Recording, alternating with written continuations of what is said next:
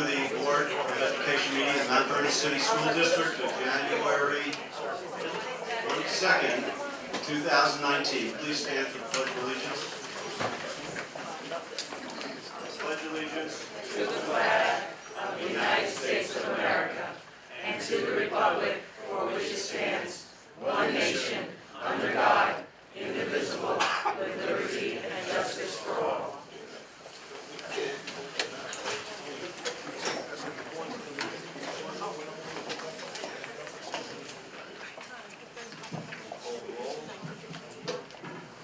Trustee Patterson. Here. Trustee Miller. Here. Trustee Williams. Trustee McOwen. Trustee Ying. Trustee Jaros. Trustee Saunders. Here. Trustee Torres. Present. Trustee White. Present. Go to communications.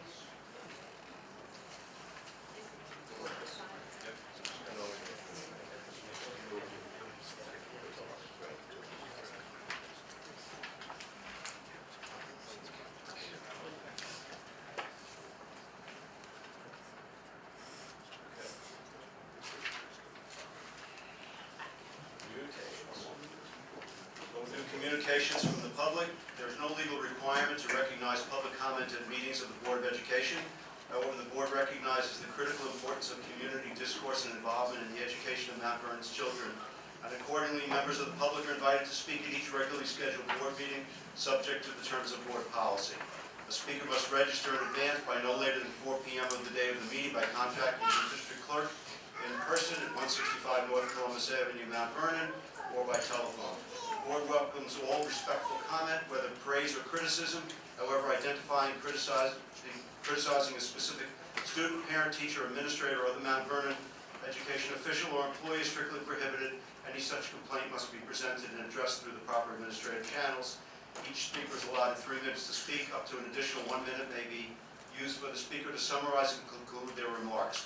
If appropriate, Board trustees and or the superintendent may immediately respond to a speaker's remarks. Okay. I would like to reinforce that everyone has 3 minutes to speak with 1 minute to close up. For our first speaker, please. First, Mr. Mayor.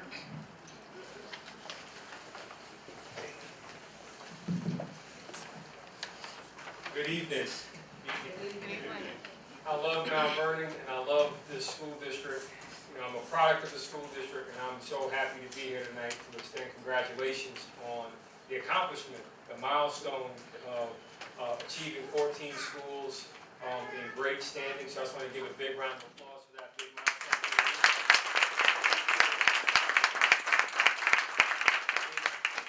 It certainly helps with the journey to empower our young people to be engaged, and it helps certainly with providing a great equalizer for a future that's going to be very complicated with the way the economy is twisting and turning. But I know for certain as this school district rises, all boats rise, property values in the city rise, our kids become better competitive in the workforce ahead, but more importantly, they get ready for the future. So I just want to say congratulations and thank you for the opportunity to be a part of it. I look forward to celebrating with you as you make your plans to promote this very big milestone to the city. And we brought a small token of my appreciation. Joining me to my brief right is not Vanna White, but she's Debbie Durrell-Butler, Executive Director of the Youth Bureau, and Marilyn Crawford, who's one of my advisors. We want to pass out some flowers just to say congratulations.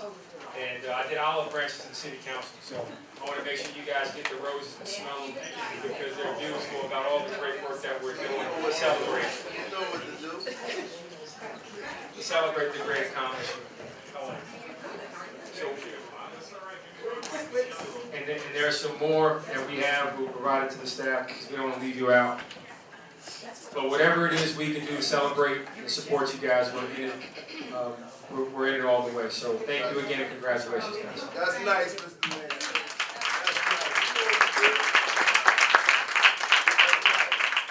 Next speaker, Brenda L. Crump.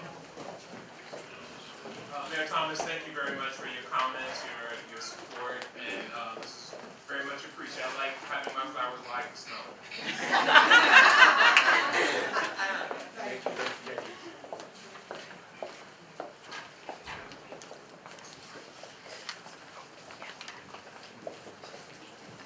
Good evening, everyone. Good evening. I also would like to offer my congratulations to the administration here and the board trustees, all the staff throughout our school district for the schools coming off of the state's list. And many more congratulations, because I know we will continue to do great things. And I just want to give a special recognition to our School of Improvement, because I know the person that chairs that department is a hard taskmaster, but fair, and definitely hold people accountable, and we need that because our schools did need improvement, and that is the list that they've come off of. So I believe that that department is due a special recognition.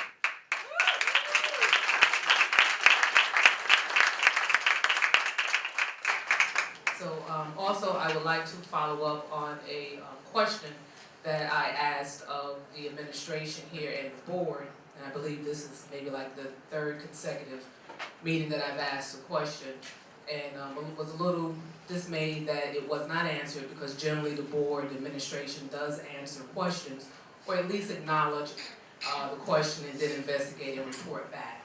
So the question that I asked, given the fact that we're moving to our budget season, and we want to continue to build our transparency with our community and the 2020 vision, being held tonight with the update, I'm asking the board once again if, when and why did the audio recording of our live meetings stop?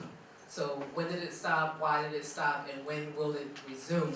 Because as a district, we want to operate every mode of communication and method that we can to be as transparent as possible, and to continue the transparency that the district is doing. So I will ask that question again, and hopefully there will be an answer as to when we stopped, why did we stop, and when will we resume with that. I also would like to offer once again and ask that the board, the administration do a tour, or do not a tour, but a number of tours to try to accommodate the community's schedule in regards to the progress that has taken place in our building. We know that we have some things that still need to be done, but we don't want to wait until those things are completely done to show the community how their tax dollars are being spent and the progress that's coming along. And especially since the board is giving the 2020 vision update tonight, it will be great to also have some building tours scheduled. And I'll offer again a suggestion to help with that, accommodate the hours and accommodate who's doing it, is that the PTSAs can also participate in that. And if that is done with the PTSAs, please accumulate a list of those dates that can be disseminated to the community, that the communities can go out to those buildings and participate in reference to those building tours. And then hopefully with the administration here setting their own hours and days, in addition to the PTSAs doing it, we should be able to get enough dates in and enough hours, different hours, to accommodate the needs of the community for AM, PM, evening hours, because I know once the district did, under this administration, I think it was like 6 a.m. building tours, and 6 a.m. just is not friendly to the community, doesn't show friendliness and welcoming to the community. So I know under previous administration, with previous board, there were evening tours that was done of the buildings, and our buildings didn't look no way as near as great and as good as they look now with the improvements, but there were tours done to accommodate the community. So I'm going to put that forward again for a schedule or something to be set up. Thank you. Thank you. You're welcome, President. Madam President, may I respond to Mrs. Crump? Good evening, Mrs. Crump. I'm going to try to give you a very direct answer to your questions that you have indeed posed over the last 3 meetings. When did they stop? I don't know. Why did they stop? I don't know. When will they resume? I don't know. I think that's a policy conversation in terms of whether or not the board wants to resume audio recording of the meetings in conjunction with the video recordings. But I will add that to the policy and meeting agenda. and take that up with the policy meeting chairperson to see if that's something that the board would like to pursue. Okay. And so I thank you for those straightforward answers. I can accept I don't know and then report back. But lastly, since you mentioned about the video, I do want to offer a compliment. I guess Trustee President Wanda White will let me go over a little bit for a compliment, but you don't get that many of those from me. Because she's not saying anything now. That is, I did notice that you are listening, as some may say that you aren't listening. I know you do, that's why I keep coming here talking. But I did notice the live stream recording of that 8 a.m. Special meeting. So for that I say thank you for listening and implementing. Have a good night. Thank you. Our next speaker is Reverend DeCombe.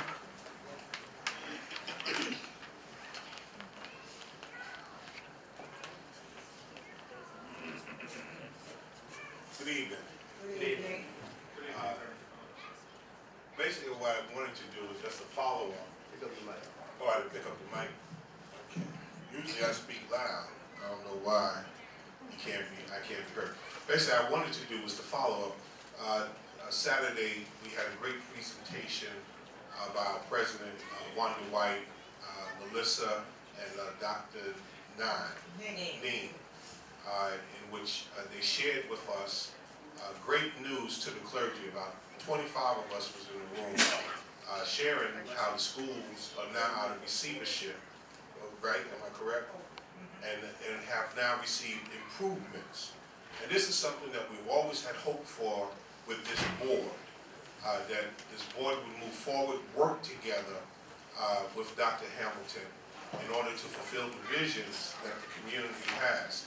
So, you know, I'm here to congratulate all of you for the great work that you are doing for the benefit of our community and for its people.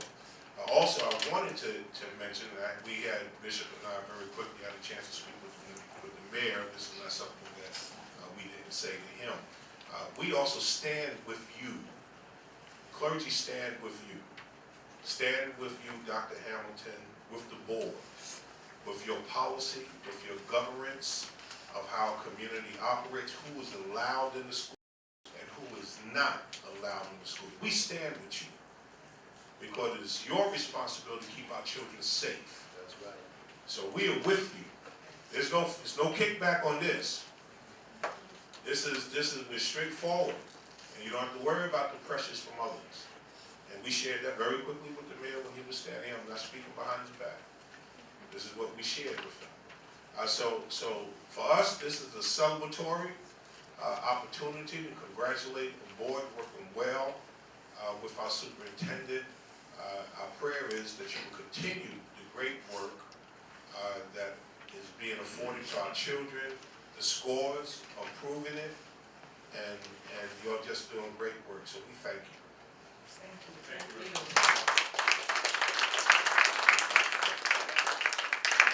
You would just indulge me 1 minute. Mrs. Crump made a mention about building tours. Mrs. Crump, part of the presentation tonight will be a time lapse and a before and after shot of a lot of the work that's been underway. So hopefully that will give you a sense of how our buildings have progressed, but we'll also take your recommendation about building tours to the committee as well. Thank you, Dr. Hammond, because there's nothing like live. People actually walking through seeing. Thank you. Our next speaker is Bishop Collie Evers. Be careful. Good afternoon. In the tradition of the African American church, there is a song that we sing, and it's like this. We've come a long ways. We've come a long ways. Look back and see how far we've come. I come here tonight to say to this Board of Education, we want to celebrate you, for you have brought us a long ways. That's right. I want to celebrate Dr. Ben, yes, Dr. Ben Conway, and her efforts in improving. Dr. Hamilton, the smartness of you is demonstrated in the choices of your staff. No one can be greater than their staff or their team. And you have built an extraordinary team And let me salute you and your team. It is fantastic to know that none of our schools will be in receivership. None of our schools will have improvement that they need except for one. And we're praying for the high school. They got a lot of challenges, a lot of problems, but we still have come a long ways. So let me encourage you to continue. You will get pushback from the community because you know a little friction ain't bad. Iron sharpen iron. And to our darling president, thank you for investing your time and skills and lifting our children. This district can brag that we have an early childhood educational program that have partnered not just with the school district only, but with CBOs, Community Development Corporation, people that want to make a difference in the life of our children. And we will see the results of it, I'm telling you. Some people look at the money now, but 10 years from now, we will see the investment that we have made today will come back in 10 years. But thank you for taking the heat. Thank you for making the hard choices. Thank you for not caving in. Thank you for not selling us out. Thank you for not taking money under the table and looking the other way. Thank you for your level of integrity. And as I close, as I said to you, we have come a long ways, but we still got a long ways to go. Just look how far we have come.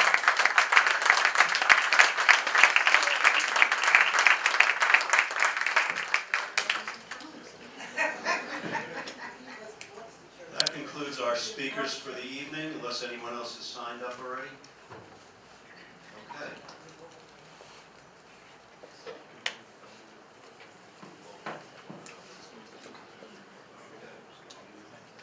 Order the superintendent. Good evening. First of all, I want to just thank those speakers this evening who acknowledged our work and our progress. Tonight we have a few things that we are going to share with you under the superintendent's report, one of which is our family and community engagement presentation.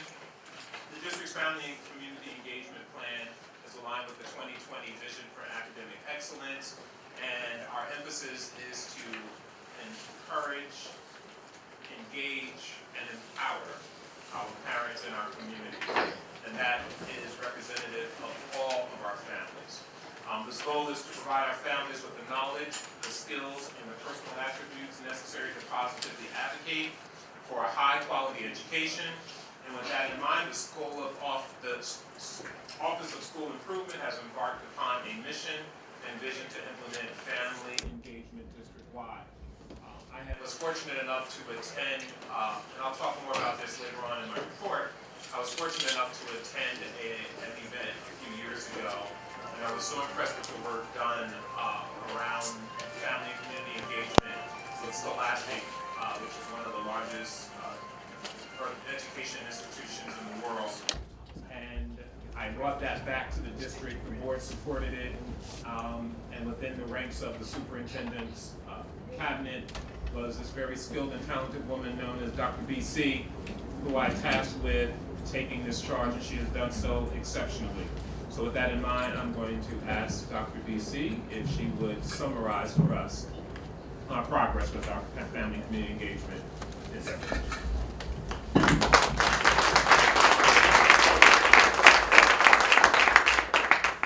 Good evening, everyone. Good evening. Tonight we have with us Dr. Karen Dunkley, who's going to join me, one of our consultants from REACH, who worked tirelessly and effectively with our parent liaison. And she worked with the parent liaison so that they can help our parents to understand what's happening in our schools and how they can help their children to achieve academic greatness. So with that, I am not going to, you heard my name so many times this afternoon, so I'm going to stay up the limelight, but I'm going to hand over to Dr. Dunkley, and she will walk you through what we have done. Dr. Dunkley.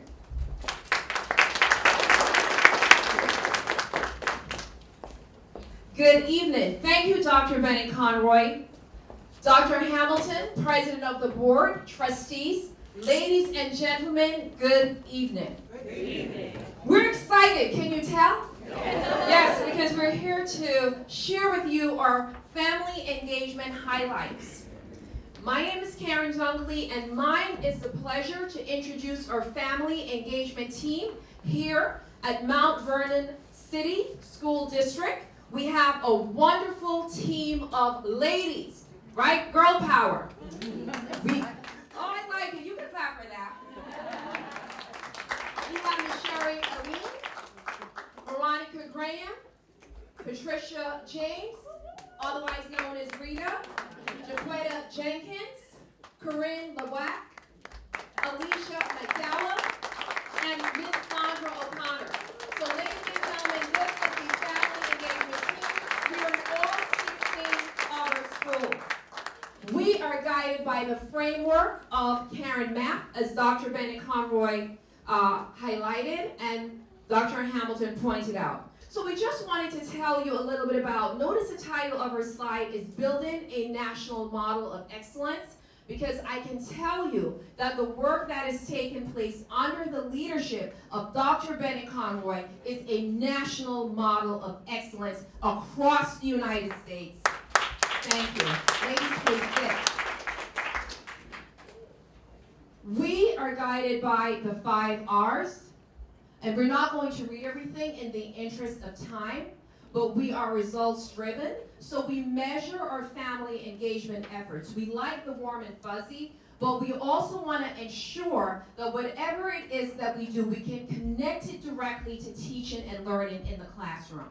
We focus on relationships with our families, and also with our entire school community. So at this time, just to acknowledge some of our partners in this work. I see many of our principals are here. There are partner in family engagement. Let's give a big round of applause to our school leaders who are here this evening. As well as, do we have Parent-Teacher Association representatives? Please stand. They came out to support us. Thank you so much. A big round. Thank you. Thank you so much for being here this evening. We are reflective practitioners. We want to do better, so we think about our work, and we employ the Karen Mapp framework to guide our thinking about the success of our work. We are resourceful. We have a can-do attitude. So that means that we make and we take no excuses. And finally, we are really voracious readers. We have, once a month, we have professional development, so just like we coach and we professionally develop our teachers and other school staff, under Dr. Bennett Conroy's leadership, we have a strong professional development program to ensure that as family engagement practitioners, that we are utilizing and putting in place the best methods possible to connect Mount Vernon City School District families. If it does go, I'm going to keep going. I'll try again. Moving along. We have this. So the next slide is really what we have basically done with family engagement. Typically, school districts, in thinking about this work, do not place families at the center of school improvement. We know that the research shows that the interaction that takes place between the student, the teacher, and the content is the most important. But what we have done here, and this is groundbreaking, not done, is we have now rethought, this is from Richard Elmore, the instructional core, and we have said in Mount Vernon City School District, we are now placing parents and community at the center. Isn't that really powerful? Yes. Isn't that a powerful reframe? Yes. And we're using it to guide this work. So we have 3 E's. You'll say them with me. Engage, educate, empower. So we end at empower, where we put in place strategic partnerships. So we have, for example, with STEM at Benjamin Turner, we have the Learning Blade. We have Discovery Education at some of our high schools, strategic partnerships. But every single parent liaison standing here before you have put in place a resource map. So for that school, when a parent comes and they need any resource, or a school staff, we have mapped geographically which community organizations, which education agencies can provide that service. Isn't that amazing? And we're able to leverage these resources for our families. engage, outreach, district events, and educate. Because the most important work that we do is to teach our families and show them how to advocate to ensure that their students have a high quality education. So at this time, we would like to highlight some of the SMART goals. Dr. Betty Conroy, someone said it earlier that she is indeed a task master, but she is fair. That chuckle, those who know, right? Very fair. And one of the things in doing this work is she wanted to have very clear SMART goals. So at this time, we will highlight the SMART goals of each of the parent liaisons. And just to refresh who they are, as we are talking about their SMART goal, just ask them to stand. This is in alphabetical order. So the first SMART goal that we have, and the first parent liaison, Veronica Graham. Please stand. Veronica serves Graham School and Homeschool. Her SMART goals, dads bring your child to school, 100 fathers came out. Isn't that amazing? I actually have the pleasure to see a lot of the activities on the ground, because we're on the ground family engagement. What kind of family engagement are we? On the ground. On the ground. We're not just book stuff, right? We're not just reading it. We're practicing, we're showing.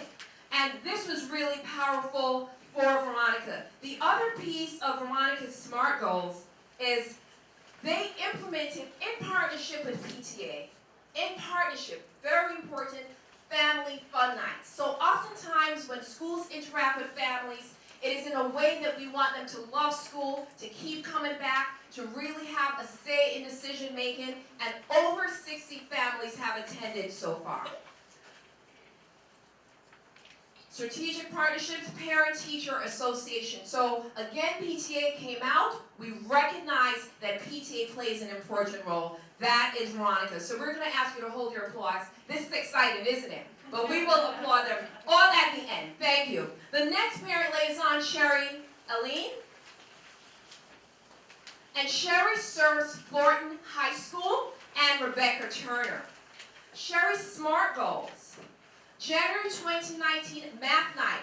Now, 161 families come on Mount Vernon City School District. Hello, 161 families came out and attended math night. And we have a short video which we will show you, because the goal again is connecting families to the instructional core. The next SMART goal is the academic nights, and we're playing on words, family workshop series, and we're really focused on college and career. So for our family liaisons who work in high schools, the theme is college and career readiness. Thank you, Ms. Aline. And then we have Ms. Patricia James, otherwise known as Rita. And Ms. James serves 3 schools. She serves Grimes, Pennington, and Williams School. At Grimes, her SMART goal really focused on the Character Pillar Awards. And one of the ways that we can really connect our families to teaching and learning is to applaud and celebrate with them when their child has done something positive. And every month, Grimes has these Character Pillar Awards. So families are not getting a phone call that's saying that your child acted up in school today. They're getting a call that says your child has done well. We want to celebrate you and your child. Come out and celebrate with us. And the school has extended invitations, and approximately 40 families attend each ceremony. So you do 40 times 10. How many families for the year? 40. Isn't that amazing? Yes. Isn't that amazing? Yes. So that's what we're doing here at Mount Vernon City School District. And then at Pennington, we are looking forward to Math Night Part 2. That is on Thursday. Williams, the Mystery Reader. Absolutely amazing program. So we have grandparents, parents, aunties, uncles coming in and reading in classrooms. And the young people really look forward to these mystery readers because they're never quite sure who's coming, but someone is coming. So they learn to fall in love with reading. So again, we're focused on the 3 E's. Do you remember? Educate, and empower. Wow, fantastic audience. And Dr. Hamilton, we're wrapping up soon. Then we have Miss Jaquetta Jenkins. And Jaquetta serves Parker and Trap Hagen. Parker is unique because they have an intergenerational choir. You have to see to believe it. It's absolutely fantastic. They had an amazing holiday house, and families came in to focus on literacy, teaching and learning. They wrote stories, they wrote poems, and it didn't matter which holiday they celebrated. It was about being together and writing together. And we had approximately 150 family members who came out to Parker's holiday house. At Trap Hagen, yes, thank you. At Trap Hagen, we had the Veterans Parents Assembly, and I remember that after the Veterans Parents Assembly, Jaquetta was so touched because she had never really interacted with veterans, right? Like this, but so many veteran families. And the young people actually presented them with poetry and readings, very powerful. So thank you so much, Jaquetta, for your good work. And take a note, ladies and gentlemen, we're not highlighting the partnerships, but look at these partnerships. My Sister's Place, Agatha House, Snug Gang Prevention, and the National Alliance on Mental Health. So these are partnerships initiated and sustained by the parent liaisons in the Mount Vernon City School District. And then we have Ms. Corinne Lowak, who is as creative as she sings well. And Ms. Lowak, wonderful STEM, focus on STEM at Benjamin Turner Middle School. And a partnership with the Learn and Blade will bring in for our scholars different activities and careers that they can explore in STEM, including the opportunity for apprenticeships and internships. So that is just absolutely magnificent. And then at Hamilton, Coffee with the Principal, which fosters the family's abilities to participate in learning. So that is really partnering again with our school leaders so we could tell our families, empower them, educate them on what's happening in classrooms, what is happening around teaching and learning, and having them play a role. Thank you so much, Corinne. And then we have Miss Alicia McDowell. I call her Lady McDowell. And what is important here is, for high schools, we have recognized that there is a focus that we need to have on mental health. So we're not just doing donuts, are we? We're not, right? And so Alicia and the entire team certainly has decided that they will focus at the STEAM Academy on Parent Involvement Day with an entire strand just around mental health. And we have workshops scheduled, and so far we've had 520 families RSVP. Isn't that amazing? So we're looking forward.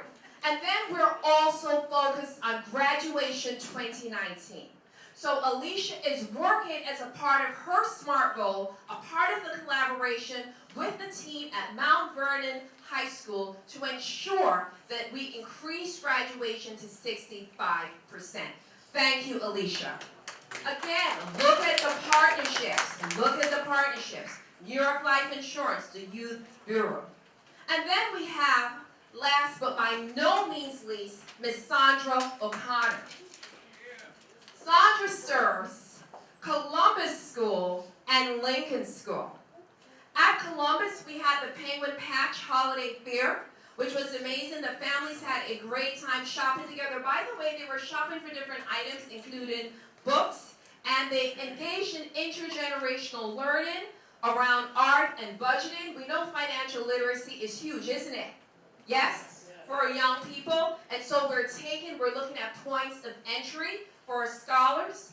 And then at Lincoln, this has never been done for a targeted group of families. Ms. O'Connor has implemented ESOL classes, English as a second language classes for Arabic-speaking families. And we have 25 families who faithfully attend our ESOL classes at Lincoln. A true partnership. Thank you, Sandra. And please. And on the slide, and I'm sure that these will be on the board docs, you've seen that they've each shared a quote that certainly they wanted you to know. But we wanted to end with our signature projects. Again, what are our 3 E's? Educate, oh, don't get weak now. Come on now, empower.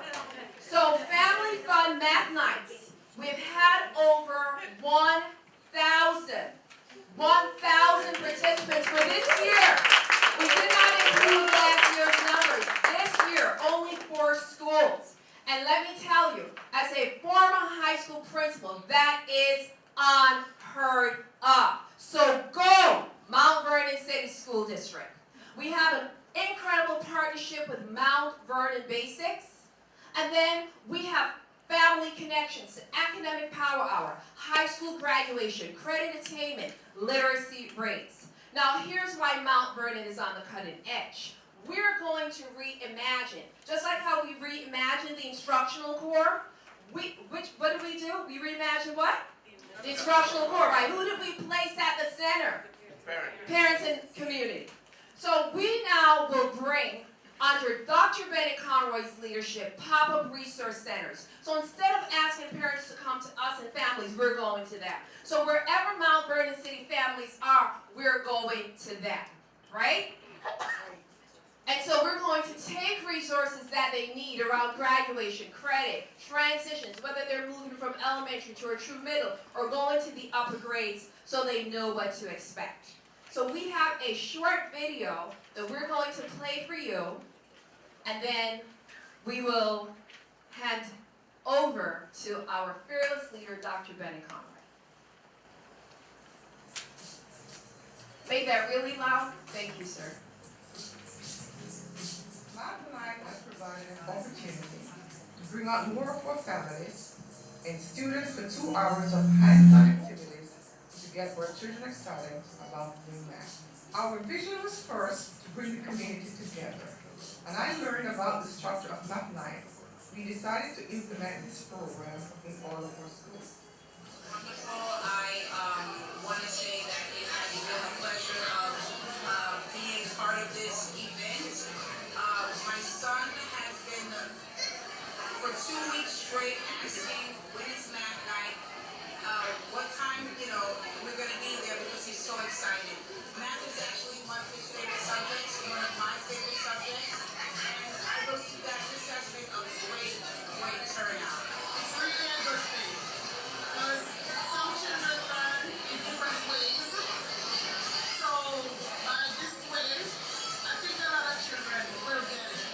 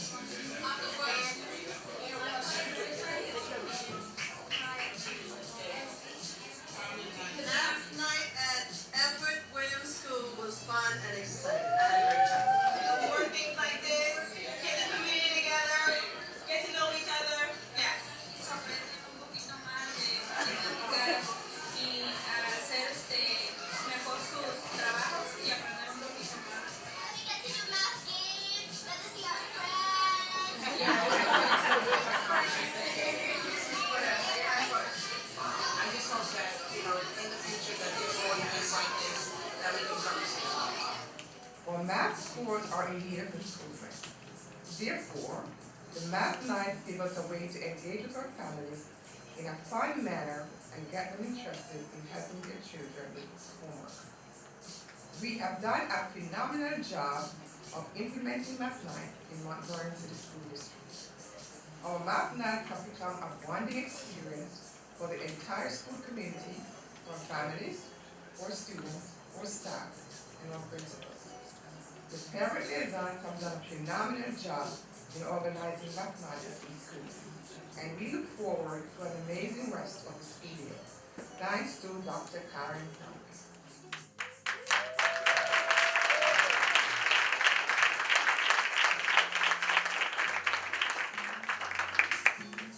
So thank you so much. That is your presentation. Just to say that Mount Vernon City School District has so many positive things taking place. Hi, Ms. Booker, that's your PTA president. How are you? The Mount Vernon has so many positive things taking place, so we have to get the good word out. We have to be ambassadors for Mount Vernon City School District. I work with Mount Vernon City School District, so this is the only district that I talk about. That negative stuff, keep that inside the house. But outside, I'm not saying that we don't hold the district accountable, but what I'm saying is let us applaud Mount Vernon City School District, let us support the school district, and let us get the good word out about our school district. Thank you.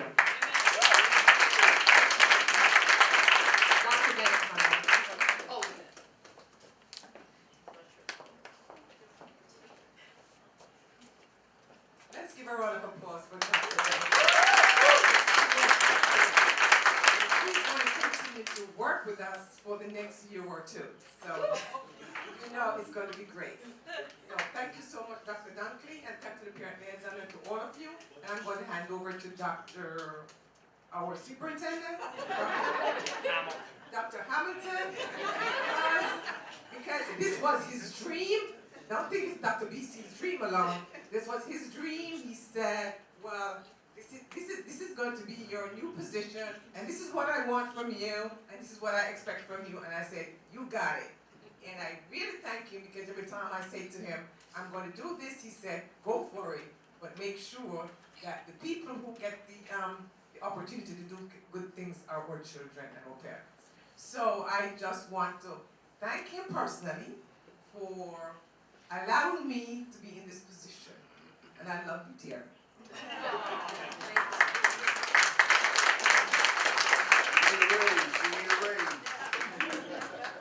Very, very well done. And moving on with the superintendent's report this evening, we are going to move into our bond presentation.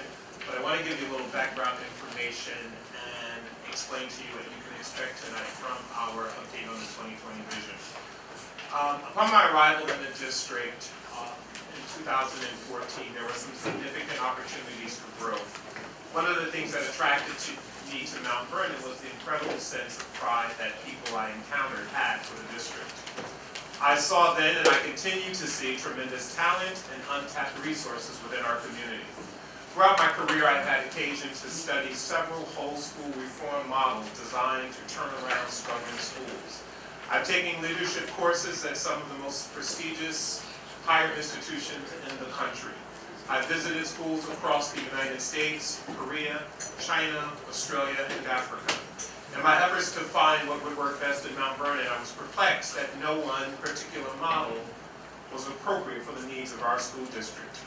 There was some great work underway, but it needed to be harnessed and structured with targeted outcomes and systems of accountability in order to yield favorable, sustainable results.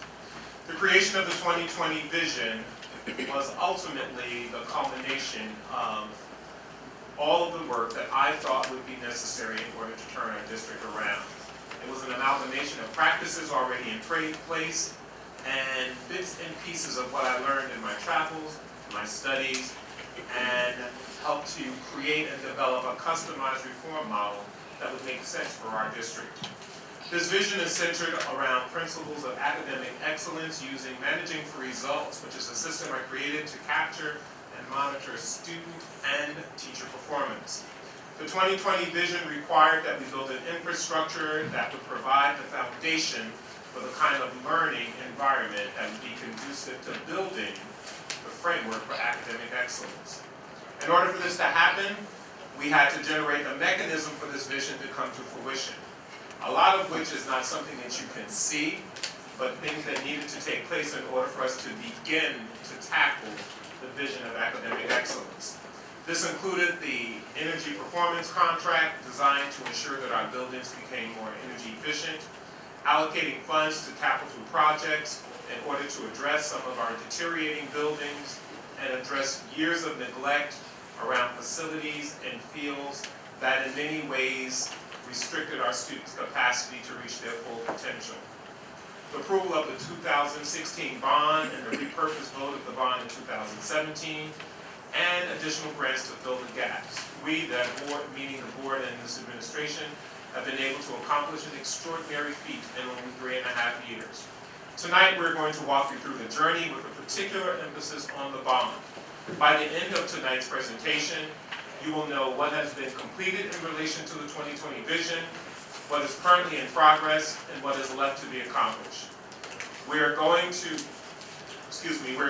be limited about some of the financial data that we present publicly because we have bids that went out on the streets today.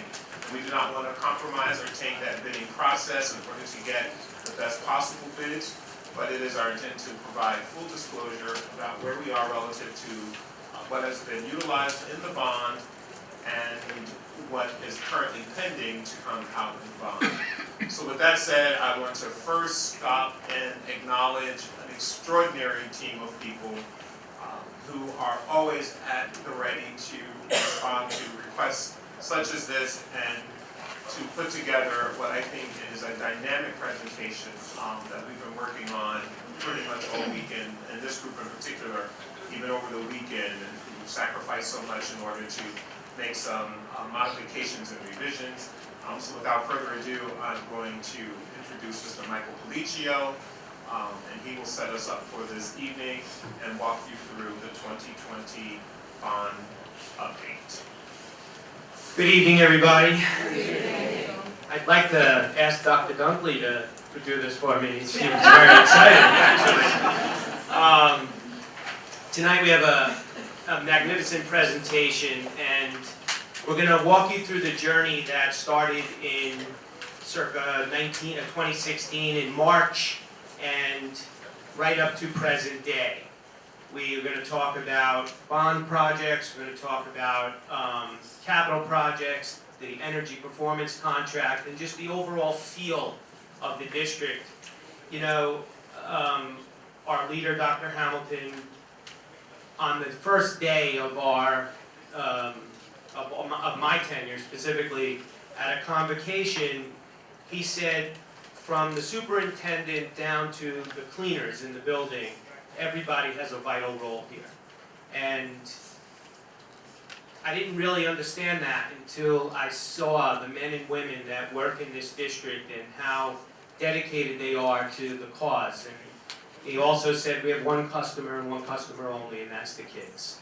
So the first person that I'm going to introduce tonight is our senior architect. He's a brilliant man. He's leading our team of architects in design. His name is Ken Babiello, and he'll walk you through our presentation this evening.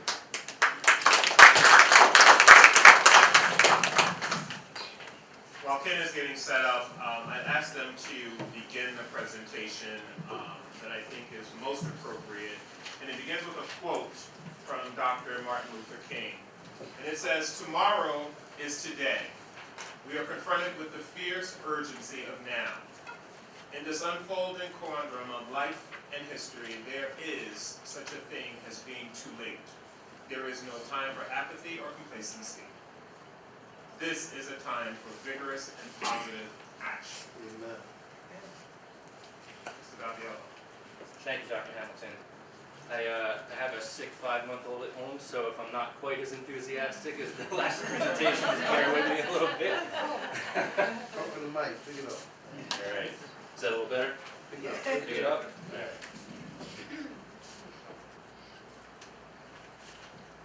So as we were saying, you could also look at this as a snapshot of where we are with both the 2020 vision and the bond projects in particular, including, we're also going to include an update on some security measures that we're taking as a district, which our security consultant, TPS, will be presenting afterwards. And we also have a video showcasing before and after of some of the projects and time-lapse of construction.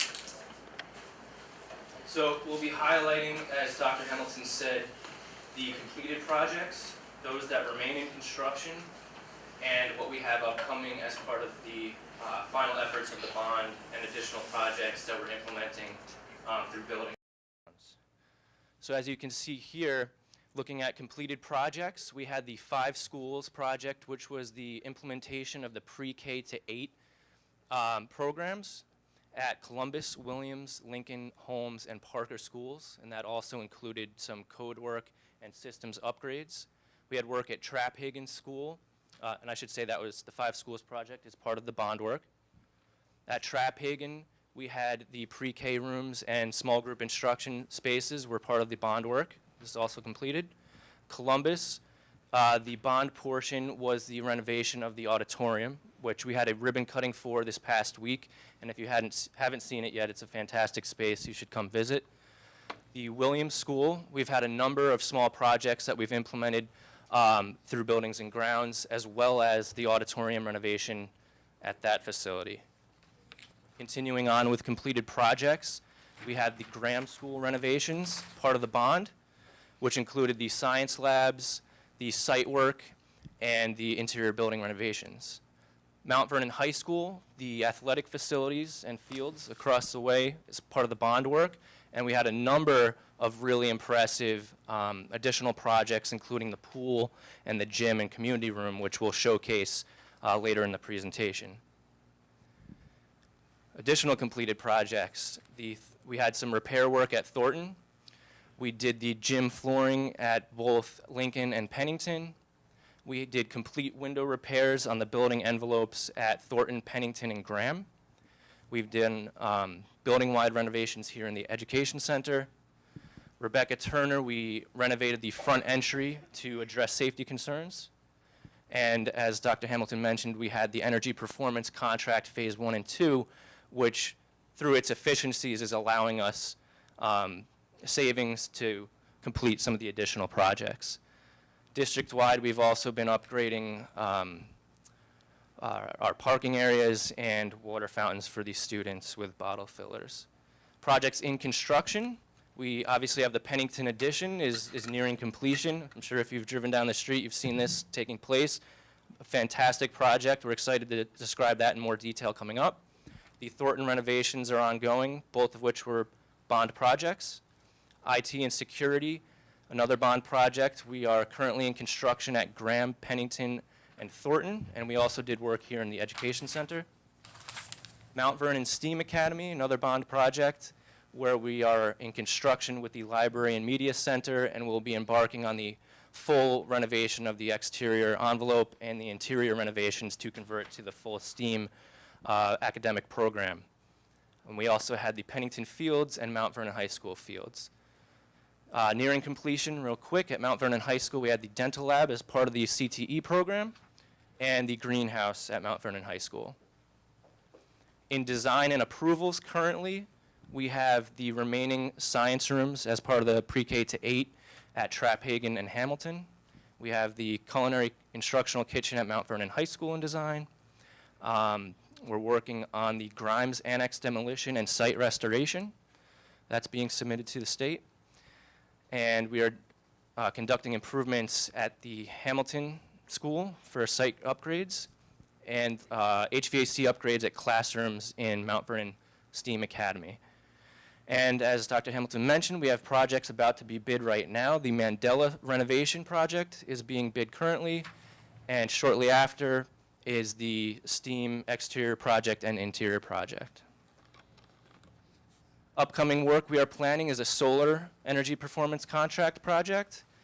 We are renovating the wood and metal shops at Mount Vernon High School as part of the CTE program, the Mount Vernon High School field house, and continuing with our building condition surveys upgrades to meet state compliance and get our infrastructures up to par. So as a recap of the bond projects, there's roughly 30 projects as part of the bond, and you'll see here designations for upcoming, in progress, and completed, and budget only. And to summarize it, there's 14 projects that are now complete, 10 in progress, 3 upcoming, and 1 budgeted. So we have roughly 24 of those 30 or so projects are completed and or in progress to date. And I won't read through all this, but this just lists all the project by school.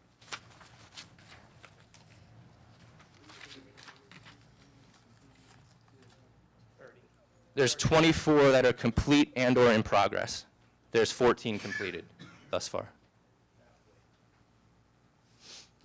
So to get into a little more detail and showcase the accomplishments we've been making for the community, we're going to jump into some showcase projects. So Mount Vernon High School athletic fields, this is again part of the bond work. This is the site plan showing the tennis courts, the softball fields, the track and football fields, soccer, baseball, and additional track fields. Status, the tennis courts work is completed. There's a photo here from this past summer. The baseball fields and softball fields are currently being graded, and the backstop and fencing is in place.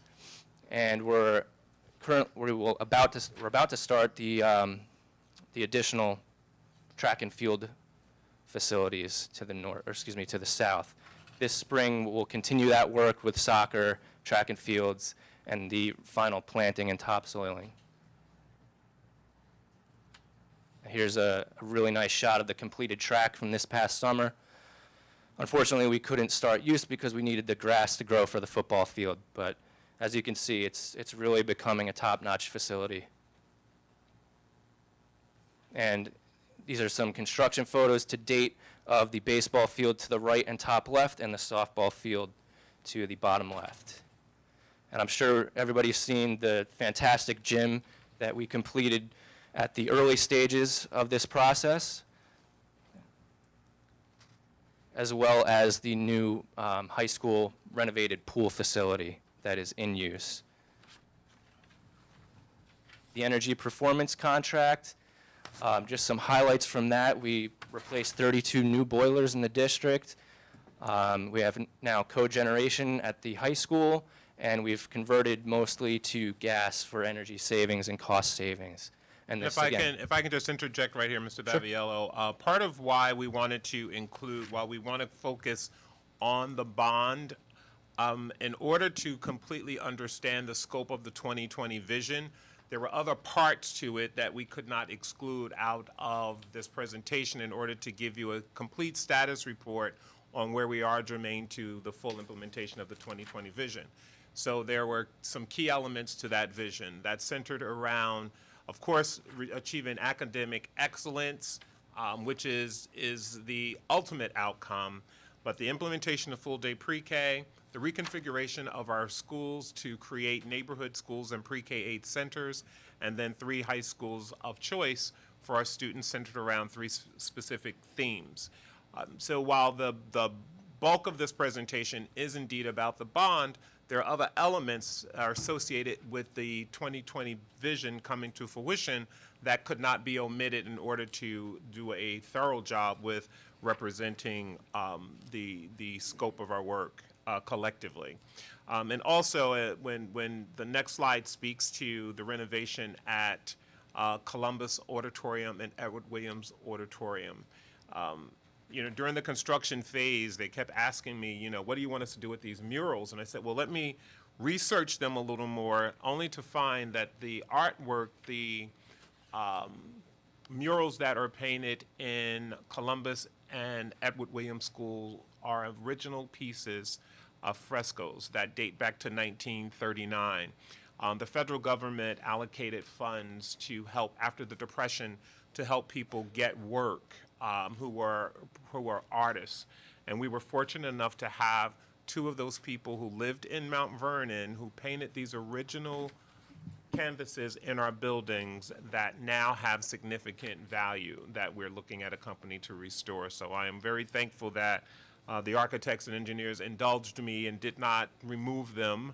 Once they are restored, and hopefully we'll have identify a foundation that will do that pro bono, the district will have a piece of history that is preserved in our district that will certainly make this a very, very attractive place to be.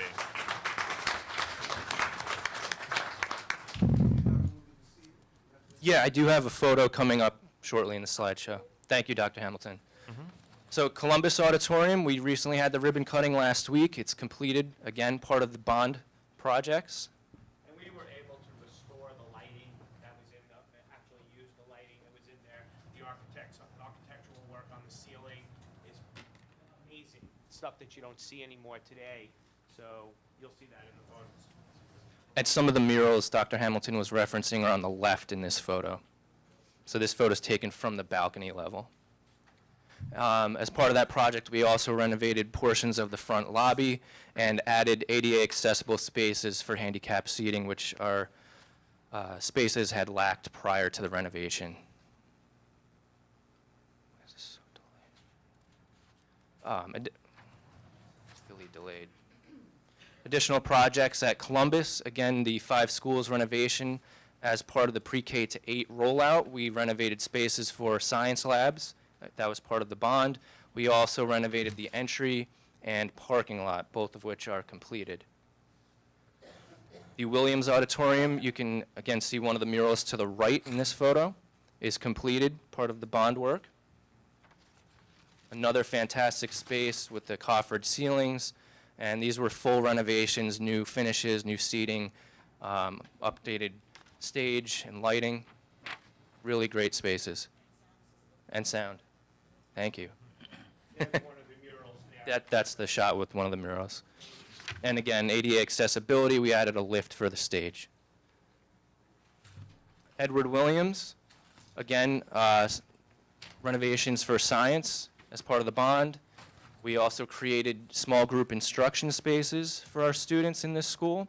And we began addressing, as part of the 5 schools bond work, some of the security concerns where we had existing folding partitions which are not SED compliant by today's standards, and replacing them with full partitions. And here's some shots of the small group instruction spaces that were created. And a shot of the reconfigured entry. If anyone was at Williams School prior to this, you know how difficult it was to pull in and out of that space and find parking, and the entryway, the entry steps and ramp were very deteriorated, so we reconfigured that and reconstructed that entry. Graham School, we had the full renovation, which was part of the bond. This photo here showcases the new entry to the building that was created, as well as the site work leading up to that from. And just to touch on the scope, we also included the site work project, which was again one of the earlier projects implemented as part of the vision. Interior renovations at the corridors, office, and stairs. Upgrades to exit and emergency lighting, which is more or less an item we're hitting as part of all of our projects for code compliancy. The status and current work, the fields are completed. The building renovations are substantially complete, but we do have some remaining items at the lobby with some finish work and some exterior items.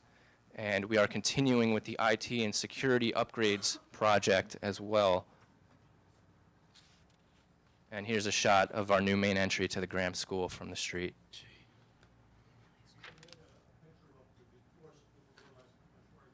Absolutely, and that's going to be included in the video we show after. Thank you.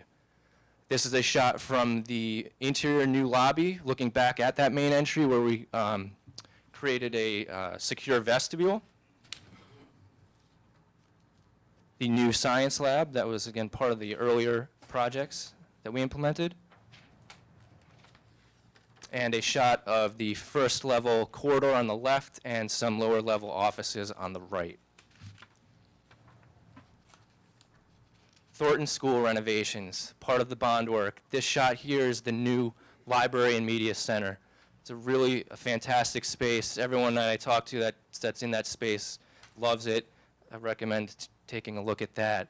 This project was interior building-wide renovations, roof replacement, and exterior renovations and additions. We're adding a stair tower, or I should say replacing the old metal stair tower that was deteriorated with full interior construction and some additions to the gym for storage space that we need. The status and current work, the roofing work is completed. The hallways, offices, classrooms are all substantially complete. The dance studio is recently completed and now in use. We'll showcase that shortly. The experimental theater is nearing completion, and as well as the locker rooms. And the auditorium and lower level lobbies that we're creating for new access to the auditorium, that expected completion is this spring, late spring. And the exterior additions are expected as well, late spring. So this shot here is current work in the auditorium. This is the main corridor when you come up the steps from the new main entry, which is the photo on the right. And here's our dance studio that the students are using currently. Really nice. And this is the new experimental theater. So the experimental theater will be able to actually have performances. We will have risers in there for the performers, plus some seating for the spectators in the community to enjoy the performances that will be put on in this. And it's a fully functional theatrical lighting. Theatrical lighting, and also it has a sound system, a state-of-the-art sound system that will be implemented in performances. And I believe their performances will begin shortly in the early part of the spring this year. Yes. Here's a progress shot in the auditorium. As you can see, it's really a fantastic space. The plaster repair work's been completed. Finishes are starting to go in, and the seating will be arriving shortly. 1,700 seats. IT and security projects, part of the bond. Phase 1 is at Graham, Pennington, and Thornton. Construction is underway at those schools. Mandela and Mount Vernon STEAM Academy, we're wrapping up design and prepping for submission to the State Education Department. And as I mentioned, we'll have a short presentation by DVS following this on some security initiatives we're taking and best practices. Pennington, renovation portion. This is, again, bond work. This is a photo of one of the renovated pre-K rooms from this summer, which is now in use, as you can see here. The project overview included relocating the main office, implementing new pre-K spaces and bathrooms, and reconfiguring spaces for additional classrooms and small group instruction. Status of this project, the renovations of the existing building are complete, and the tie-in to the new addition will happen once that space is substantially complete, and we'll tie the two together. To the left is a photo of the new main office, and the right, I can't see much, but it's one of the new bathrooms, shared bathrooms for the pre-K spaces, which brings us to the actual addition, part of the bond. That shot was from a couple weeks ago. They've made even more progress since then. Essentially, this project is a 2-story classroom addition, includes general instruction classrooms, science lab, cafeteria, kitchen, library, media center, and new bathrooms, as well as a full site reconfiguration.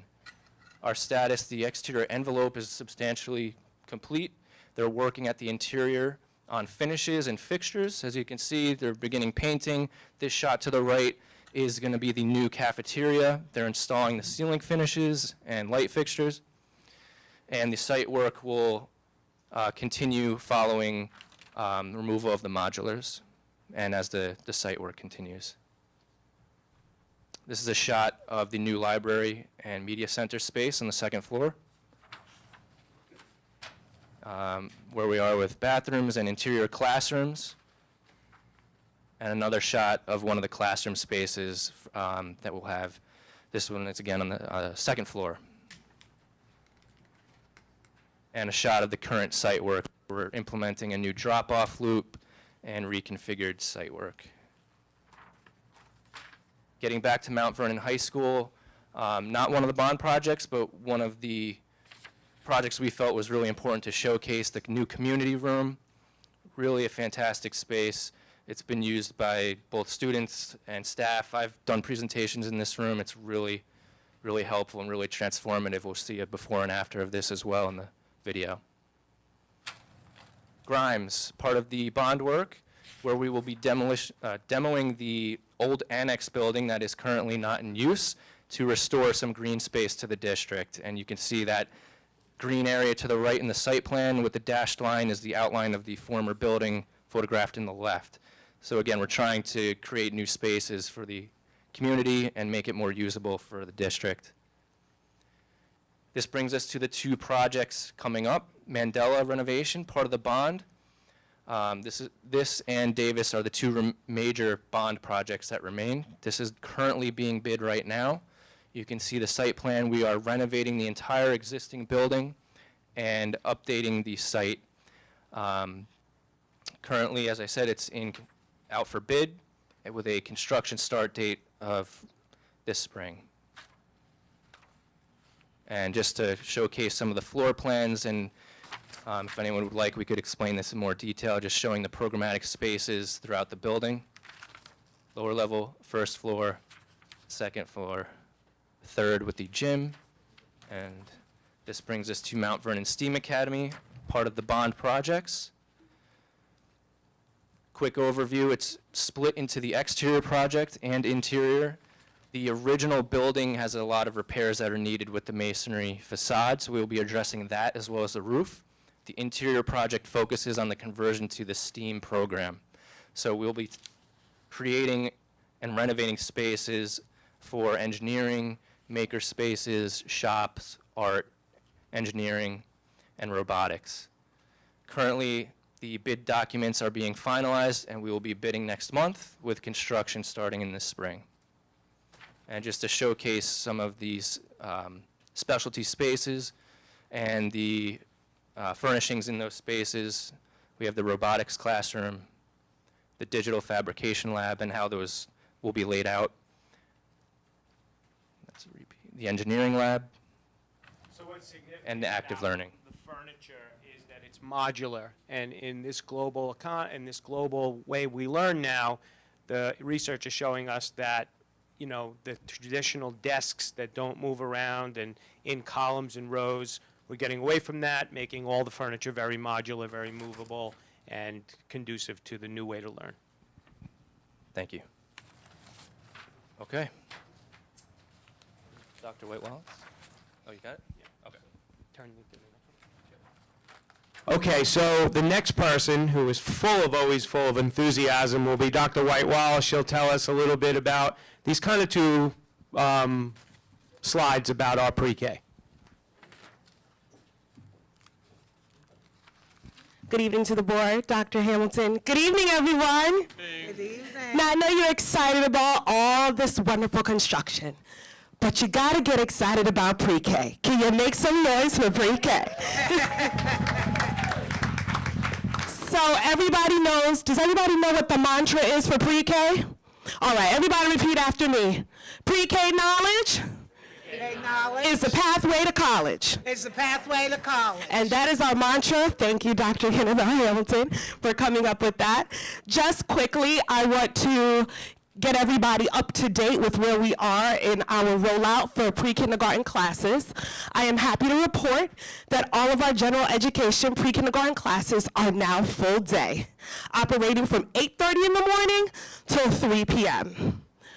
Next year, we are going to stay in a homeostasis holding pattern as we continue our construction to get ready for the rollout of the final classes to give us 27 full-day classes in all 12 of our pre-K-8 buildings.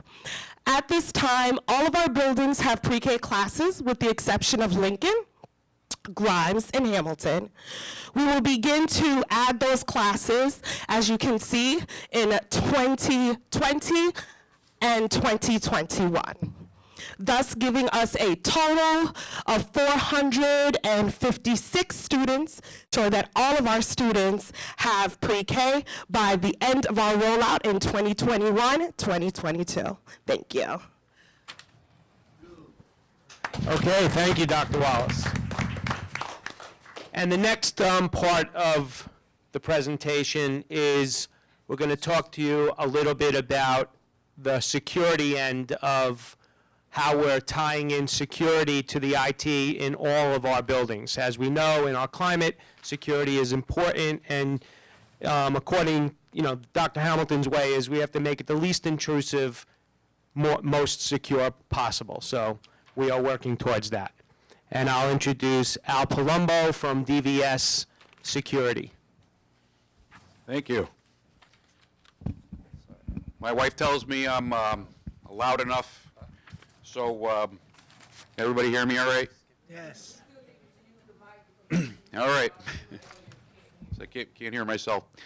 So I feel very fortunate to have been brought on to the Mount Vernon team. Not all school districts take security as serious as I found Mount Vernon School District 2. So we've been working with the district to provide some guidance and best practices. And the great thing is what we're working on is not just providing electronics, but providing operations and standards that will move forward for all time, moving forward. Let's, there's a delay.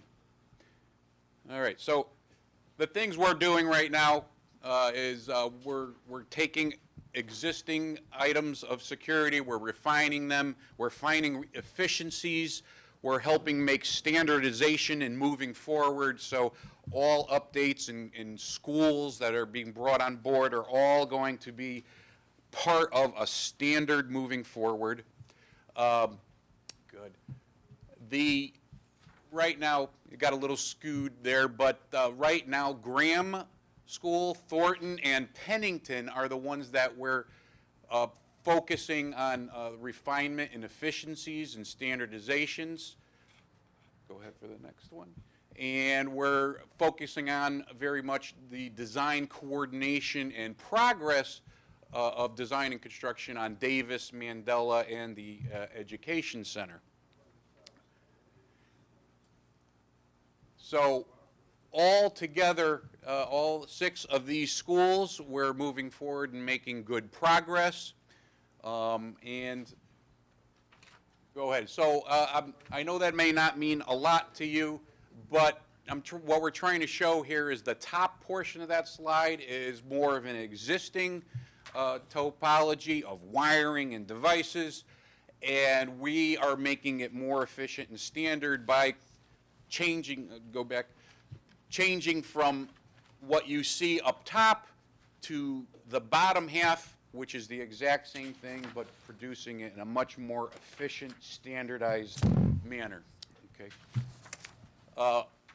What you're seeing right here is by us making that standard and efficiency and employing it, each one of those big squares with devices in it represents a different school, which we're each one individually, we're getting the standardizations, the efficiencies of systems and operations, and they're all communicating back to one centralized location. It's so that all the Mount Vernon schools aren't operating under their own unique umbrella.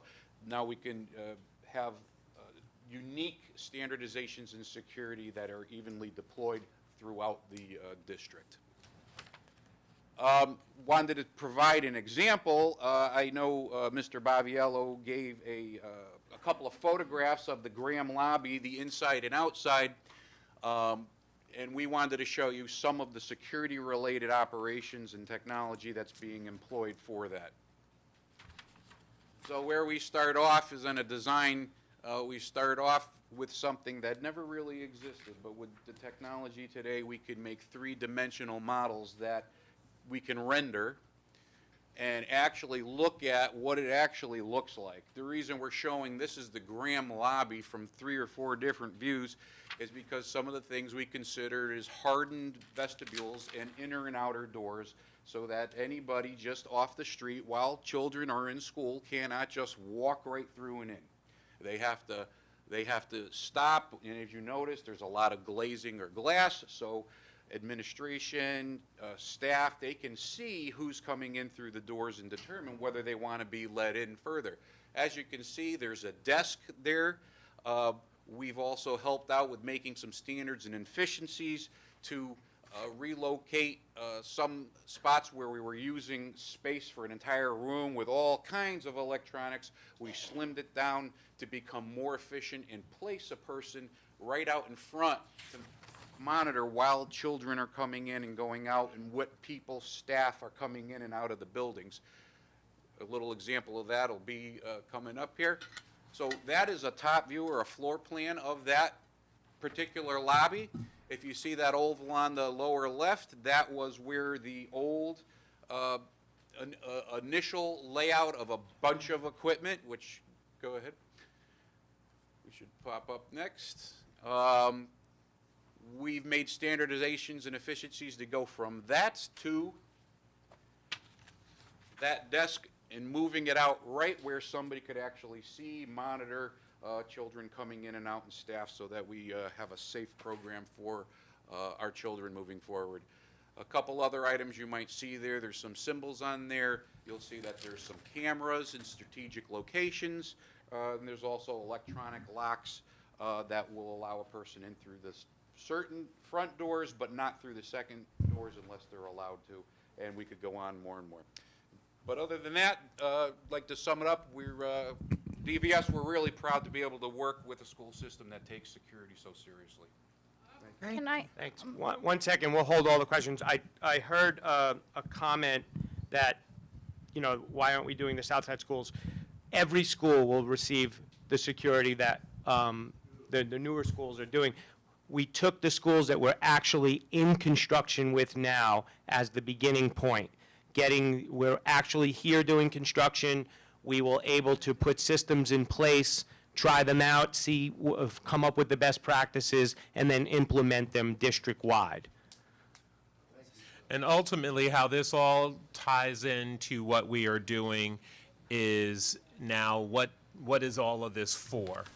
And while student achievement is only one indicator of how schools are progressing or how we are providing sound educational experiences for our students, the student accountability status shows you where we were in 2015, 2016, and our progress to date with all of our schools, with the exception of Mount Vernon High School, which, by the way, only has 2 indicators left to be recognized as a school in good standing. So that is certainly noteworthy. Rebecca Turner is a reward school, and we are anticipating notification of other schools that will also be designated as recognized as what's recognized by the state as reward schools. So this is a significant achievement. The next graph shows a pictorial, another graph, another way to show the same data. Looking at the pie chart that's represented there, the blue representing those schools that were in good standing in 2015, 2016 from the prior year's data, and our school status as of as released by the state last week, 2018, 2019. And before we go to the next video, I thought it would be, as we begin with a quote by Martin Luther King, it's important that we close with one. It is impossible to pull yourself up by your bootstraps if you don't have any. And our goal has been to make sure we equip all of our students with the things they need to be successful, and make sure all of our students indeed have the wherewithal to be successful for a global economy that we all will be facing. You can go to the video. Yes, and the last thing we have on our presentation is a short video with some before and afters and a time lapse of one of our construction projects.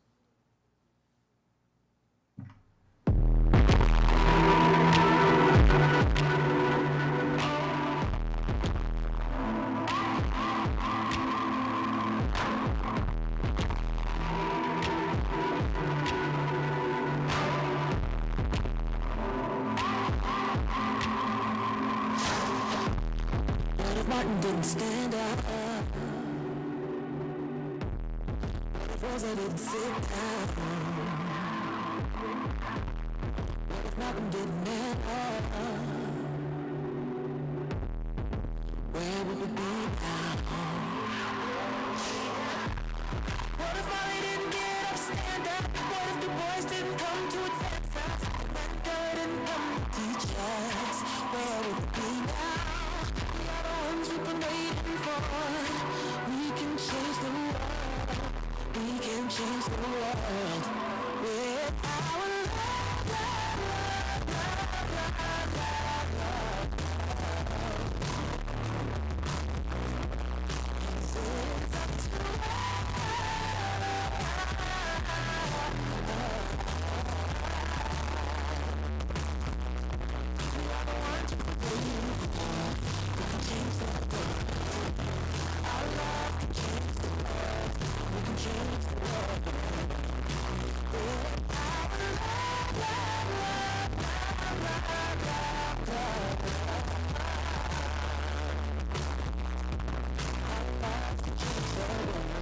what if Maya didn't speak out?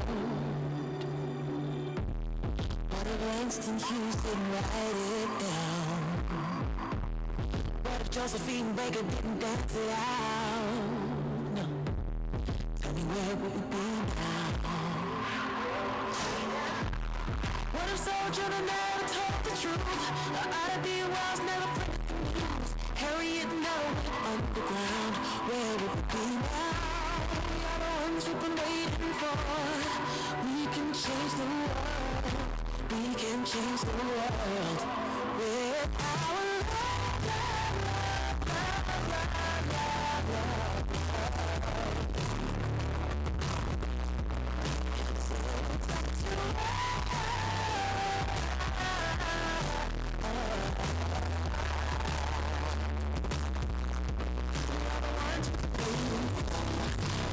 the world. Our love can change the world. We can change the world with our love, love, love, love, love, love, love. Love can change the world.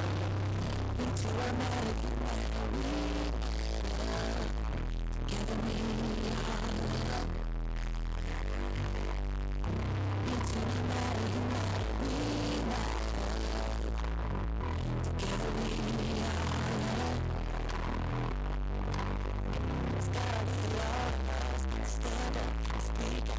We're all of our love. Love, love, love, love, love, love. So it's up to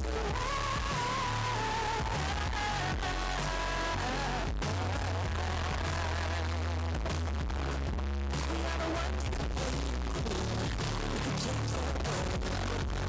Our love changes the world. Change the world. With our love, love, love, love, love, love, our love changes the world. Oprah, Kamala, Ava, Tarana, and Rita, Serena, Viola, Oprah, Patrice, and Alicia. You and me are the chosen. Right now, this is our moment. We are a people of motion. Our love's gonna change the world.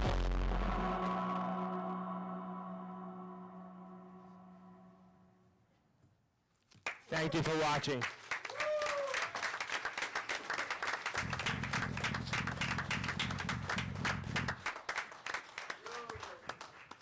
Somebody with a red RAV4 outside is blocking one of the people. So, Michael, Ken, Kevin, Ken, thank you, thank you, thank you to all of our principals, our teachers, our staff, for your dedication and for believing in the vision, the cabinet, and last but certainly not least, to the board. We have a lot to be proud of. Doesn't mean we don't have a lot left to do. We do. We acknowledge that. We clearly understand that.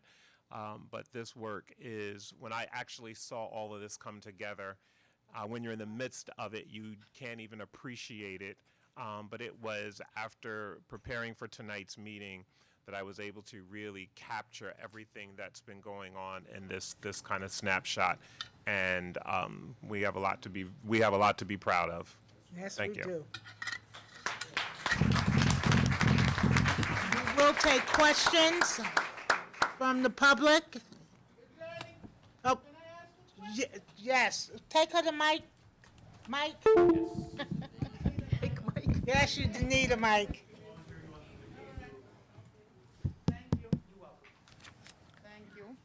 I'm proud of what you're doing, but I'm also tired about the south side being last for most of everything. For instance, security, you should start on the south side. And another thing, when you make your presentation, you mention a library in Pennington School. Is there any other library in other schools? All our schools have libraries. No. That was Taunton with the library? And Pennington, it looks like a different school. Why are they always get the best? I pay taxes too on the south side. Why are they always the best? All Mount Vernon schools should be equally in everything. Well, we would love to be able to rehab all of our buildings, but we have a finite amount of money. The Pennington addition at Pennington will give us the capacity to move some of our students and create the K-8 configuration in the rest of our buildings. The site currently known as Mandela is being rehabbed as well and will capture many of our students. But we spread the money all across the district. All of our schools are getting something out of this bond, and that's created by the 2020 Vision for Academic Excellence. So there was no allocation about separating north and south. In fact, we've been very careful about not perpetuating that distinction and making sure that all of our kids, no matter where they were located geographically, got what they needed in order to be successful. Thank you. And in reference to Taunton High School, there is a fence around it. When you pass, they look like a prison. Are they going to remove that soon? As soon as construction is, that's a security, that's there for safety and security during construction. As soon as construction is done, to avoid fallen debris from injuring people as they pass by, the fencing will be removed. Thank you, sir. You're very welcome. We have Go a ahead, couple Michael, more. moderate.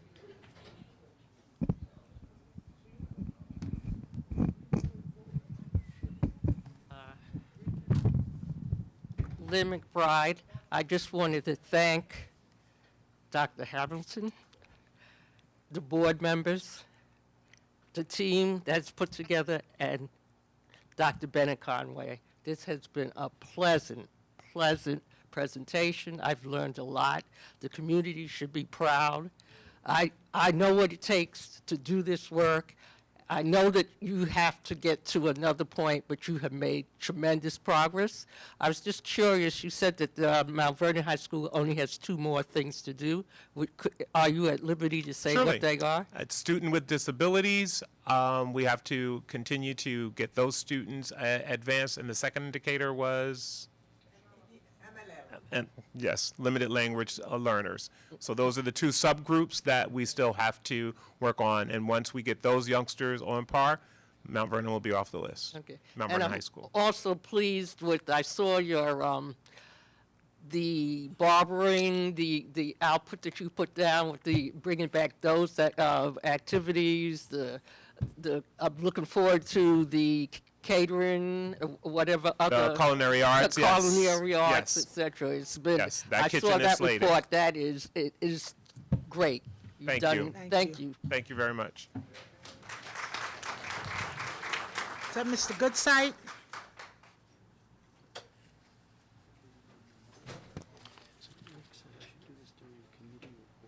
Oh, okay. Okay. Dr. Hamilton, when you came on, you promised that you would treat all parts of Mount Vernon with equity, and that's what you've done. and it's a remarkable thing to have delivered it in the short time that you're here. Thank you, sir. And we're very proud for the activity of this board and this superintendent. What I would like to ask as a favor is if you're doing the security cameras at Graham, if you could figure out how to give us a view of the 300 block of South Columbus Avenue that goes to the police department as well as to your security. We have a death or several deaths in a year, every year, on that block. Okay, we've had deaths on the playground, we've had deaths in front of the bodega. A lot of the illegal activity that goes on in that neighborhood emanates from that block. And you would be doing a great service to our community that way. So that effort would be greatly appreciated. With that one view, you might fix an entire neighborhood. Great. Thank you. Thank you, Mr. Goodside. I appreciate that. Is that all the public? Anyone from our board would like to make a comment? I have a question about the security. I noticed there were 6 schools there, and kind of piggybacking on, I understand, at least correct me if I'm wrong, that they're looking at like best practices and that kind of thing. Are they also looking at our current systems to see if there's a way, not just technology-wise, but any other way that we can, without maybe changing the whole system, we can help schools before we get to the point where we can change the whole system? So in all the buildings, we are changing the intrusion devices that currently, because one, where the contract has expired with the present vendor, so we're moving forward to change intrusion devices, which will give us a bigger picture globally in the 16 buildings on how we can communicate with the current technology. Joe's team in technology working on wireless components that will help us with the great architecture work from PGA and Savin Engineering doing our construction managing. We're able to tie in existing stuff with future stuff. So the buildings on the south side, they will get just as the same exact things that Pennington and Trapphagen and Holmes, they will get the same stuff. We will utilize what is existing and bring in the, the latest and greatest technologies. And so they only deal with technology? Is that what, I Who's want to they? be clear. The gentleman who just presented, I'm sorry.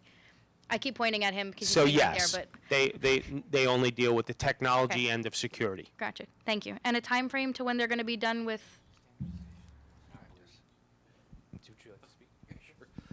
We're also helping with standardizing protocols, working on lockdown, lock-in protocols, shelter in place, all in development as part of standardization for the district moving forward.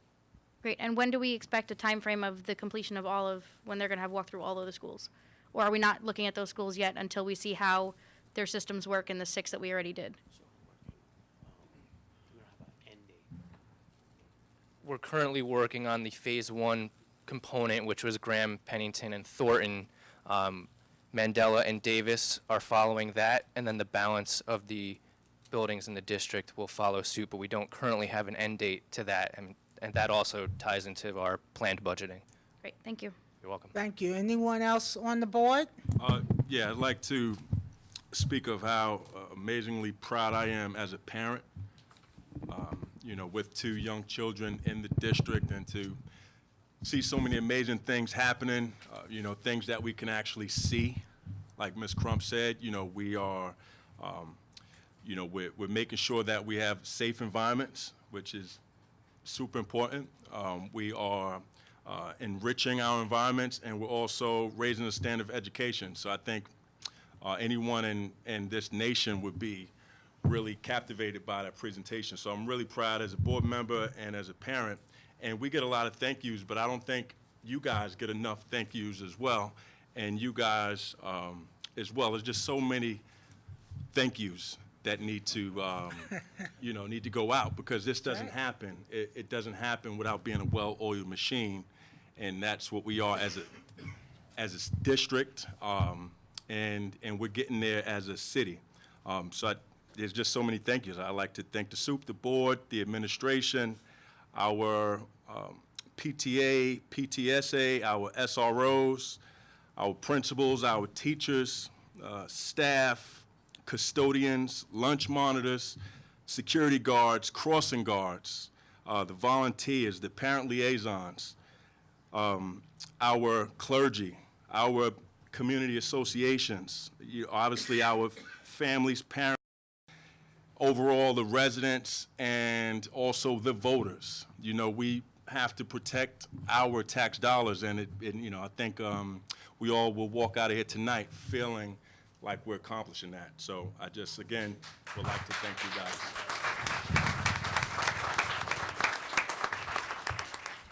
I would just like to, I'd like to echo what Trustee Williams said and just thank the administration and the team for doing an amazing job of implementing the vision. And what I would charge everyone who's either watching the live stream tonight or is sitting in the audience tonight is to reach out to 2 or 3 people or every person you run into tomorrow and say, hey, did you hear what's happening in the school district? You might want to go to the website and look at the presentations that I experienced last night, because we need to spread the good word to make sure that the naysayers, and there are a few of them out there, start to understand that we're going forward and no one's going to hold us back. So that's something that each member of the community and each person in this room, if you speak with 5 or 10 or 15 people, you're going to make a huge difference in the perception of our progress and what's really happening in the Mount Vernon City School District. Thank you. Anyone else? Could I end? Lastly, I know I had a long report tonight, but lastly, I will be hosting a chat and chew. So this will be Facebook Live, and this will be an opportunity for people to call in. We're finding that using Facebook Live is a great way to reach more people who don't necessarily have the time or flexibility in their schedules to get out. So the Facebook Live will be held on Tuesday the 29th at 6:30 p.m. And you can log on to the district Facebook page and pose your questions, and we will be answering them live on air. And we will be doing these, a couple of these throughout the year, so that we can reach more and more members of our community who, like, instead of going to the movie, they want to use Netflix. Instead of coming to the board meeting, maybe they want to do Facebook Live. And that concludes the superintendent's report. Thank you.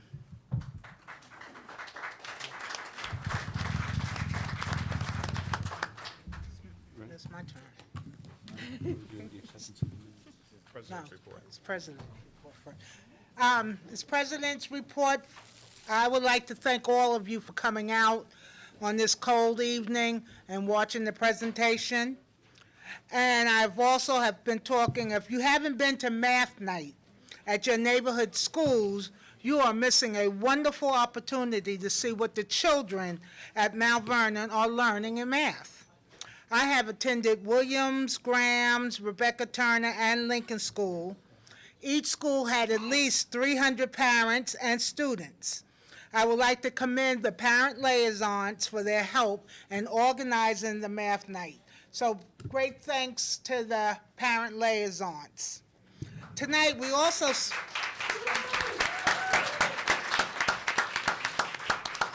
also saw a fantastic presentation of what is going on in our district for the past 3 years. Thank you to Dr. Hamilton for his vision, to all his cabinet members, and to this great board that I sit on for supporting the ideas and the vision to keep Mount Vernon moving forward. So to the board, thank you. And to all the cabinet members, to our parents, we thank you, we love you. That ends my report. Thank you, President. Now we'll have committee reports. Can I say something? Yes. I just want to say one thing, because a lot of people were asking about going into the schools, and I just wanted to remind everyone that the second Monday in February is Parent Involvement Day. And we all know why it's so important for you to be involved in your child's education. Grandmothers, grandfathers, aunts, uncles. I'm not a parent, I'm a community member, but I have an adopted grandchildren, and I think that this is a wonderful opportunity for you to get into the schools and see the schools and see what's going on. So we want everyone to come out. Then it's a normally goes all day. It's in every school in the district, and that's a wonderful opportunity for you to see the grounds and see what's going on. So I wanted to make that announcement Thank you for doing you. that for me. February 11th, from Monday, February 11th. Every person should have it on their calendar and tell somebody else. We came out of here, I feel so excited about what I heard tonight. And parent involvement is my passion, because as an educator, I know how important it is for parents to be involved in their children's education. You will do us a disservice if you don't come out. And as I said to someone I was sitting there, listen, we complain about a lot of things, but we have not really, I think, celebrated this board, this superintendent enough. I think they deserve a standing ovation, because we complain.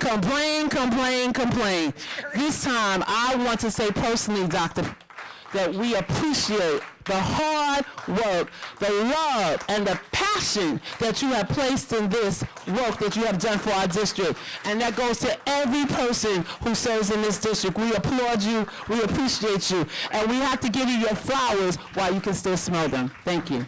Thank you so much for that. Oh, thank you. Yeah, we did. Committee reports, Trustee Patterson? The audit committee met on Thursday, and we discussed with our technology department how to implement all the aspects of Envision. We're figuring out how to automate the system. We've actually set up... Trustee Patterson, hold off. Some people are leaving. Hello? Can you hear me? Yeah, it's on. I'm just... Sorry. Can you hear me now? Let them leave. I gotta get closer. Just let them Yeah. leave Be so that loud. we Yeah, I can was- hear you. Checking if my mic was on. And it is. Step out quietly so we can go on with our meeting. And thank you again for coming. Trustee Patterson. Okay, starting from the top. We met on Thursday. Wow, that's much louder. We met on Thursday, and we went over all the aspects of Envision and how it can help us in terms of purchasing and kind of automating the system. And we've actually implemented a number of different aspects. One, trying to automate as much as we can. Obviously, you cannot automate everything, but we've picked 6 of our biggest vendors, and we're going to begin the implementation process to automate them and see how that goes. And we're also going to look into any other pending issues. And our next meeting is February 13th at 9 a.m. Trustee Ning, thank you. The Education Committee did not meet. However, we will be meeting on January 30th at 8 a.m. Trustee Torres? Sure. The Budget Committee met on Friday, January 18th, to discuss the anticipated foundation aid that we are expecting from the state. The legislature is currently proposing a higher percentage than what was discussed. In addition, we discussed 2 grants that the district has received, one from Assemblyman Pretlow, and another one for pre-K 3 students who are currently enrolled in programs and CBOs. We also discussed the preliminary budget for the upcoming year. The budget is close to being final. We anticipate it'll be complete within the next few weeks. We discussed the impact of dual employed employees in the cafeteria, and we also discussed the upcoming bidding for the food service provider, and part of the bid requirement will include a food demonstration day as part of the proposal by any of the bidding providers. Our next meeting is scheduled for Wednesday, February 13th at 8 a.m., and the agenda will include a discussion on the impact on the budget of the cost of transportation, teaching assistants, and special education. All are welcome to attend. Thank you. Trustee Miller? We did not have a meeting. Do we have any dates yet? Okay. We're going to meet as soon as we have a couple of dates to discuss the Beyond the Badge event, which we will hold in April or May. Yeah, family and community engagement. Trustee Williams? No committee report today. And Trustee Saunders? I don't have any prior committee reports to report, but I do have a Special Education Advisory Council meeting tomorrow at Rebecca Turner from 6 to 7:30, and the topic will be transitioning from high school out of to secondary schools. And the meeting I had for wellness, the Wellness Committee, was canceled last month. The next meeting will be Monday, February 5th at the district from 4 to 5. I thank you. And Dr. Ken Silva will speak on the policy committee since Micah's not here. Trustee McOwen asked that this be read in his absence. Good evening, Mount Vernon. I'm currently traveling and unavailable to participate even by video conference in tonight's meeting. It is my understanding the administration has decided to postpone the second reading of the updated grading, retention, promotion policies until I return. I applaud the district for the effort that went into the planning of the new uniform procedures to be implemented under these revised policies, and we will continue to raise the bar for our students and ourselves. Thank you, Trustee McOwen. Thank you. Okay, we have next acceptance of minutes. Yeah, that managed to be here 3 times on this. That's why I was trying to read it before. 11/27/18. So this is the minutes of January 15th. Oh, okay. Oh, I guess maybe it's in 3 places. I don't know. Anyway, we need a motion. Motion. For the acceptance of January 15th. Motion. Okay. Second. All in favor? Aye. Aye.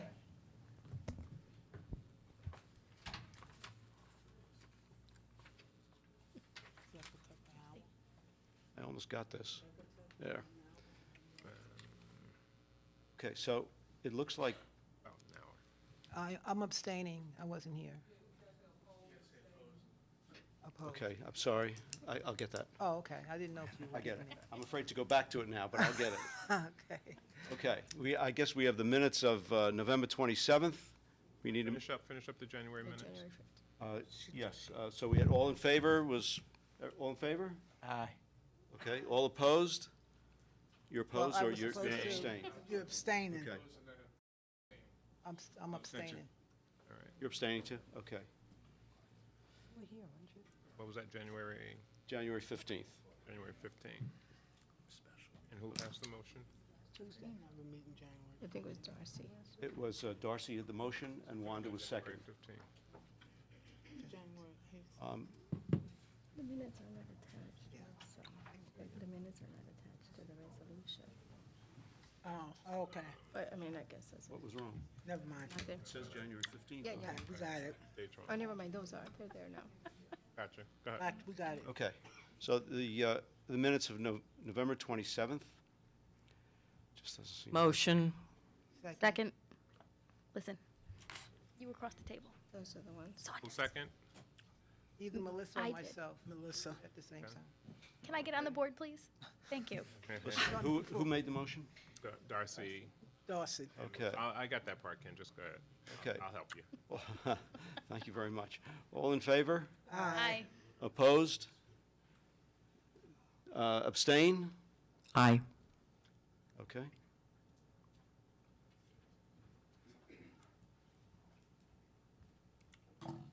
All right. Now we have the minutes of 12:1. 12:11. 12:11. I got it. Motion. Second. It's not showing up. Too quick. Yeah. Motion Darcy, second Andrea, Saunders. Motion Darcy, Second Adrian. second Adrian.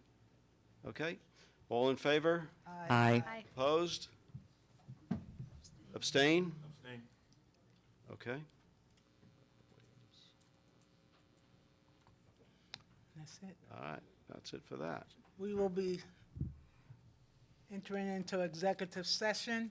Right, so we need a motion to enter into executive session You have to read something first. to discuss, what are we discussing?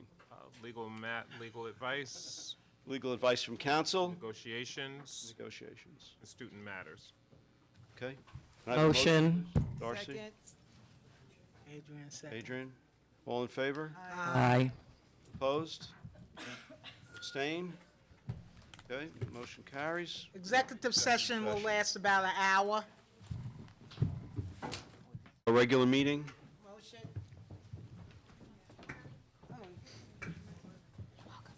Second, Darcy? Okay. Opportunity. All in favor? Returning? All opposed? I know, I'm gonna Abstain? Motion carries. Okay. We're making a bouquet, but I know somebody has a little vase. Yeah, that's Besides- BC. besides I a know where they water- are. Besides a water bottle. Opportunity for board members to remove items from the consent agenda. Don't do anything. No one? Okay, Can we approve the consent agenda? motion? for Second. that? A motion? Second. I didn't hear the first. No one. Motion. Second. Israel and Adrian and Israel. I got it, okay. All in favor? Aye. Opposed? Abstain? Okay, motion carries. What's next here? Old business? Okay, oh, we should do this, Yes, we should do this resolution. give it This- a number. Yeah, I will. Be it resolved upon the reviewing the appeal of a What student. number? I don't have a number Put for it it. under superintendent. It's gonna be. New 17-1? 13.1. 17-1. Be it resolved that upon reviewing the appeal of a student discipline matter, the Board of Education affirms the decision of the superintendent in all respects, and be it further resolved that the district clerk shall notify the parents in writing of the board's determination. I have a motion, please. Motion. Second? Second. Okay. All in favor? Aye. All opposed? Abstain? You abstaining? Or are you just doing your hair? All right, the motion carries. And if that's all our business, You went. children. If that's all our business, I stand to say this meeting is adjourned. I have new business. Did you? No. Thank you. Yeah, oh, good, it's nice. Oh, yep, a motion to adjourn. I did, oh, No, all right. Second. Okay, all in favor? aye. Opposed? Abstain, all right. Everybody understand. Good night. Thank you, very good. You need to.